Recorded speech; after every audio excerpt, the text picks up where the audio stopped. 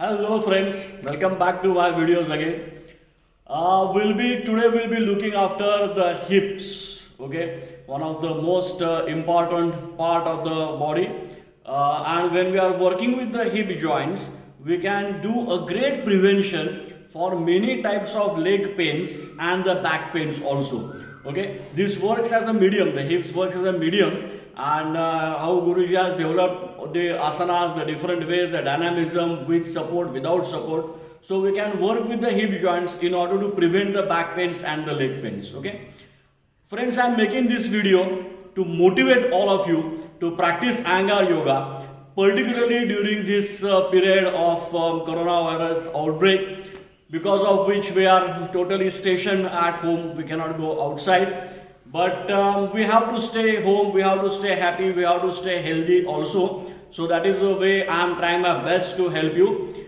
These videos basically are for the Iyengar yoga students who have a basic knowledge, and also with the help of the props which are available at home. Particularly these videos are for the beginners, okay, or for newcomers, those who are lost in their practice, because seniors can practice at home, but beginners can practice in this way and they can gain a lot of benefits with our Guruji's system. So we are looking at the hip joint. Now if you consider the hip joint, we feel that it is quite neglected part. Okay, in between I have asked the question in the classes, from which part we bend the leg and we move the leg. Around 100% answer was with the knee. It's not wrong, but nobody could consider the hip joint. It's the strongest joint of the body, and particularly because of which we can stand, move, sit and all those things. Nowadays we are sitting quite a lot, so this hip joint is not being moved quite a lot. Okay, it's kind of, it's not moving really. In general, in our life also, our movement of the hip is quite restricted. If you are walking and when you are climbing the staircase. But this is a ball socket joint where it can bend in this angle. Okay, it can go by the side, it can turn inward. Okay, all these movements are done with the hip joint, and because of which you can release the pressure over the lower back and sacroiliac joints, and we can improve the blood circulation, increase the fitness of the legs, and we can prevent the leg pains, the back pains to quite a great extent.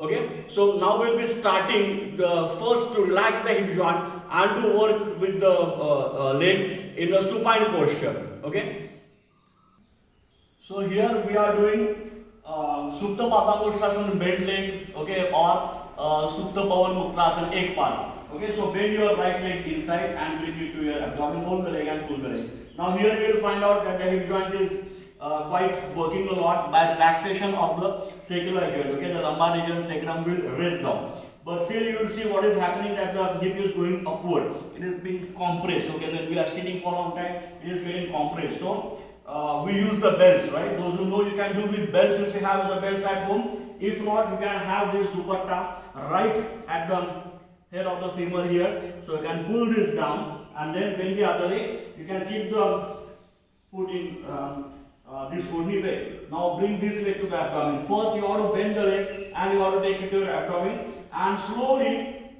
try to make the bottom leg straight. Now the bottom leg will not become straight here. Okay, so the pose is not perfect right now because I am using only one dupatta. If you use two dupattas, it's fine, but it takes long time for adjustments. You have to put the knot. If knot is not proper, then you have to again release, again make the rope shorter, the only shorter or longer. So now you realize how the belts are so important. We just tie two belts together on one long belt and we pray Guruji that how he has developed this kind of ideas. Okay. So anyway, you'll be pushing with this foot down and you can see that you are releasing the hip joint.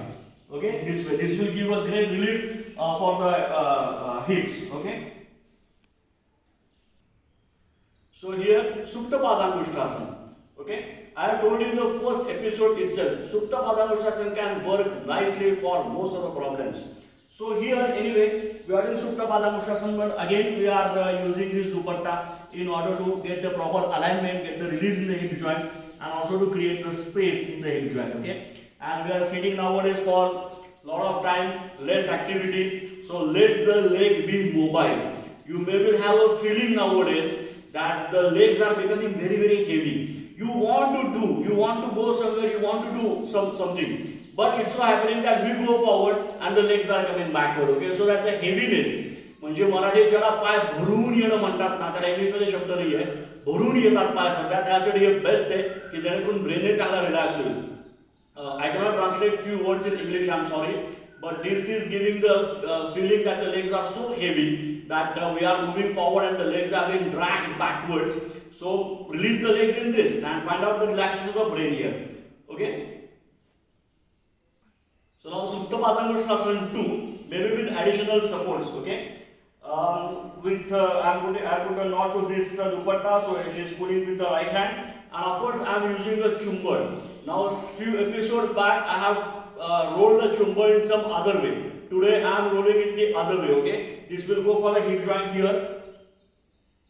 Okay, and now she can take the leg well by the side in this way. Okay, keeping the leg straight, take the leg straight, and you are taking the leg back downwards.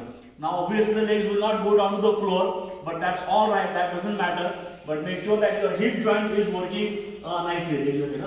And hold it from this side, extend it like this. Can you see it properly? Is it clear for you? So we can work in this way. Now of course you can do it without the chumbar and without this dupatta where it's pulling the hip joint well inside, of course, but the real effect for the hip joints will not be achieved. So that is why the props are necessary. Okay, and okay, if you are doing it for first time, then of course don't use it. Okay, don't experiment all these things. But when you are being angular students, definitely we know little advanced. We have to do it precisely for that particular part. That's what I am suggesting you to do it in this way. Okay. Now we are in Supta Padangusthasana. We are going taking the leg opposite side. So raise the left leg up. So now she is raising the left leg up because she has done a lot of time on the right side. So I'm telling her to change. Okay. Now hold the only with your right hand. Okay. Yes. Take that by the side so that we will be able to see it properly. Okay. Now she is taking the leg by the opposite side in this way. But now this part is very important. So she has to put the thumb inward in this position and make sure that you are pushing this part downwards in this angle. Can you see this action? Earlier, please see here, focus here. See what was happening first. First you were like this. Can you see? She was going like this. Okay. But now we have to work with the sacrum, with the lumbar region. The lumbar pain, the sacroiliac pain, sacrum pain, hip pains. Okay. We will be released with this poses. Now push it inside. Push it inside. From here, hold the bone here. Now hold the bone and push it inside. Okay, so this will give you a great relief for the hip pains, or rather, it will prevent you from the leg pains and the back pains. Okay, because nowadays this is very much jammed. So get the freedom out of it. Okay, you can release. Baddha Konasana, I will not tell you. You must be practicing Baddha Konasana at home also. But here you have to keep one leg to Baddha Konasana and you can take the other leg by the side in Upavishta Konasana in this way. Okay, and then feel the hips how they are opening. It's very good opening for the hip joint. So from supine postures we are going towards the sitting postures. Okay, and of course you have to change the side. Now we are coming to standing. Basically whenever we stand, actually we keep the feet by the side in this way. Okay. Well, I will not tell you that normally we don't stand even like this also. We stand like this, we stand like this, we stand like this, we take the support and all the stuff. Okay, I'm not touching to that. Okay, but when you are standing like this, you are just dropping out completely. So this is the way Guruji has taught us to stand, so that your inner thighs will get well lifted, your lower back will be totally free. When you are standing like this for a long time, a little short time, still the back will be painful. But when you are standing like her, the back pain will be quite late, quite delayed. And obviously, as we lose our energy from standing for a long time, we get mad. The brain also becomes very much tired. But when you are standing like this, the energy will be retained for a longer period of time.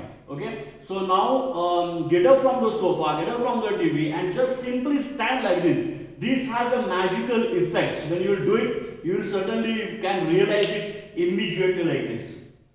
Okay. we are coming further forward, that balancing ourselves on one leg, one hip joint. Okay, so we can increase the strength passively of the hip joint. So we are coming towards Marichasan, Utthita Marichasan. Okay, that is just standing in Marichasan. So there are of course different ways, but here we are doing the resting one. So we can stand here, we can raise the leg upward, and you can just stand facing in front. Okay, this is the first one, Utthita Marichasan. Make sure that the bottom foot should remain straight. It should not go out at all. Okay, so you have to keep it very much well aligned and just stand straight here without dropping the hip to the outside. Okay, make sure that you are moving the outer thigh in and you are standing straight here. This is the first one. In the second one, where we have to turn the foot 90 degrees the outside. Okay, so you can keep this leg well aligned in this position. Okay, again make sure that you are not pushing the hip out. This is the wrong posture. So you have to move the hip joint well inside and we have to remain straight.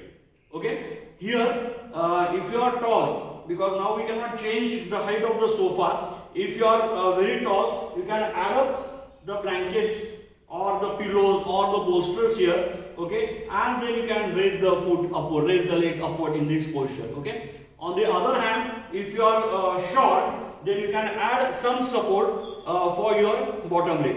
Okay, you can increase the height and then you can be in this position. Okay, so you can find out how Guruji has done so much dynamism. Okay, because otherwise it so happens that this support is fixed, the wall level is fixed, but we can change that level by using the props in this way.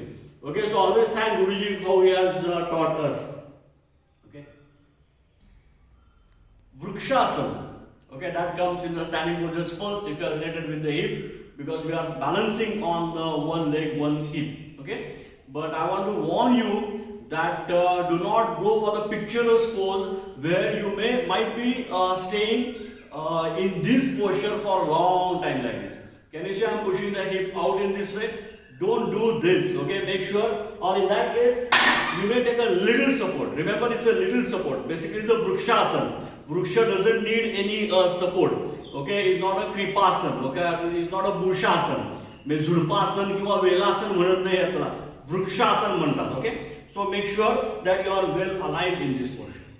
Is it clear? Don't push the hip out in this posture. Make sure that you are taking it properly, the hip inside, so you will be certainly well aligned in this posture. Okay. As we are done Vrikshasana, standing one, you can do this Vrikshasana by lying on the abdomen. So bend the leg, take it inside and bring the heel right at the root of the thigh. Okay, in this way. All right, and now keep the bottom foot like Chaturanga Dandasana. There you go. Okay, so stamp it well and find out if you can release the hip joint quite well. Okay, this is very easy to do it. Okay, so you can release your hip joints in a great possible way with these postures. Now, all of you, my friends, please remember that you are practicing well at home. This is the motivation for you to practice. These are not online classes. I will be starting online classes soon. Okay, but that announcement will be on my website. Okay, www.iyengaryogasadhana.com. Okay, yoga sadhana is one word, Y-O-G and S-A-D, sadhana. Okay, yoga sadhana, Y-O-G-A is not the spelling, Y-O-G and sadhana. Okay, so please stay tuned for these classes. So what I was telling you, that these are not the online classes. These things, whatever I am telling you, these are the things which you have to amalgamate in your daily practice. You understand?